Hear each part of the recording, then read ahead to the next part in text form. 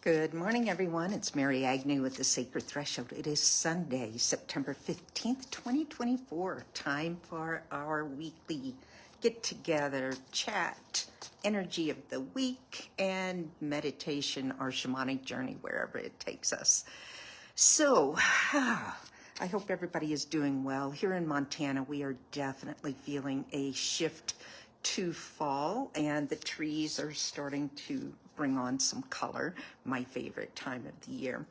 So what I wanted to talk about today is boundaries. And in particular, I don't know why, there's an old World War II movie. I'm a huge black and white movie buff, and it's a movie about World War II called A Bridge Too Far. And I'm thinking about that in terms of our boundaries with ourselves and our boundaries with other people. And you know that I am such a big proponent of take care of yourself first to be able to have the energy to care for others. And to not deplete yourself to such a drastic level that you become ill or that you get completely burnt out and turn into, having anger towards the person that you're helping. And so I just was thinking about that, about a bridge too far. When do we decide? When do we finally learn what is too much to give? And I think, two of my friends are on here, Annie and Jennifer, and I know that both of them give a lot to their community, but I know that both of these women are rock solid on their boundaries, that they're not going to give so much that it completely depletes them or that it affects their health. And, I get it that a lot of you are stuck in situations where you're like, yeah, well, great, Mary, where am I going to find that time?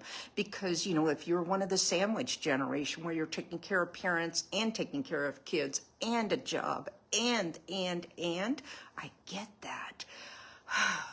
And it does make it just that knife's edge that you have to walk of trying to carve out time for yourself, even if it's, 15 minutes, 5 minutes, whatever you can find, but also learning to be able to say, no, I cannot.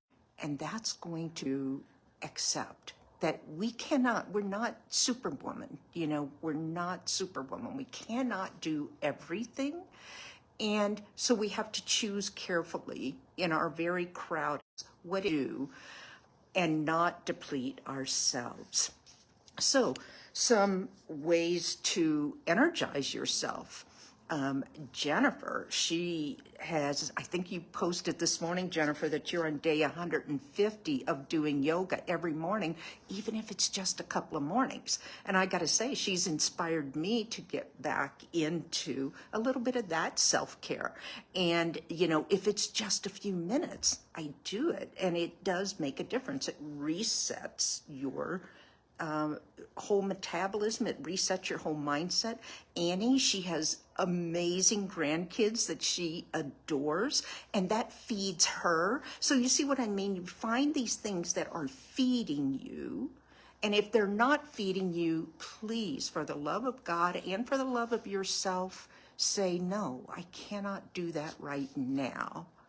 And we got to take care of ourselves, folks. We are all so toasted, burnt out from everything that's going on. So, yoga, getting together with family or friends who feed you and are not drawing more from you, getting your feet on the earth.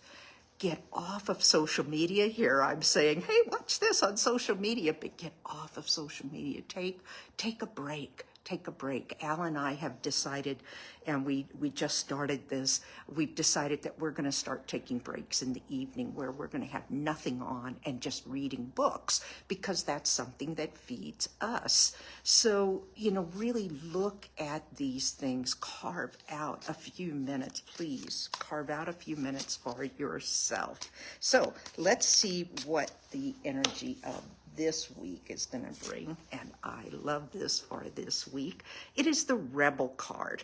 Here's the card that's going to help you break free of these chains that have you saying, I must do this because. You see the chains here, and they're breaking free of it. You don't always have to be the perfect one, the giver, the good one.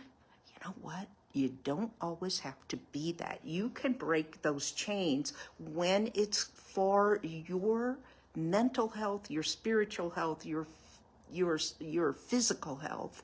You are allowed to take care of yourself first. And then the vibrant colors. This is not a shrinking violet here.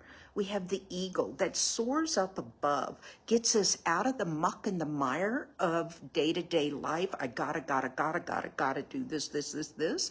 It soars up above so we can see all of the possibilities. Maybe somebody can wait a half an hour till it's more convenient for you to go to their house to help them. Maybe you can call a brother and say, hey, you gotta go and deal with this. Maybe. So look up here from the bigger perspective. I love that. It's lighting a new flame. That fire is also represented in the robe here. This lighting your new way forward, caring for yourself. So let's see where we're going to go with this morning. I'm not quite sure, but we always start rubbing your palms together. Activate those chakras, hand on the heart. Start with love. Love for yourself. I love you. I love you. I love you. And now I'd like you to picture yourself walking out to the edge of a cliff. You're walking, and there's a beautiful cliff. You walk. The wind catches your wings as you step off and soar. Eagle is there with you, wing beat to wing beat, with eagle soaring higher. And I want you to feel that cool air rushing through you, clearing anything that doesn't serve you, clearing the anxiety, the sadness, soaring higher. Feel back. You can look down upon the earth of your life, the pattern of your life. Where are the places that are flowing? Where are the places that are feeling a little stuck? And look at all of the possibilities. So much of the time when we are not loving ourselves and caring for ourselves adequately, all that we can see is what is wrong. Now, from the purview of ego, look at all that is right in your life. Look at all that is right. Laughter, health, family, friends, food to eat, clothes to wear, breaths to take. Look at all that is right in your world. Thank you. And from also that perspective, look at boundaries.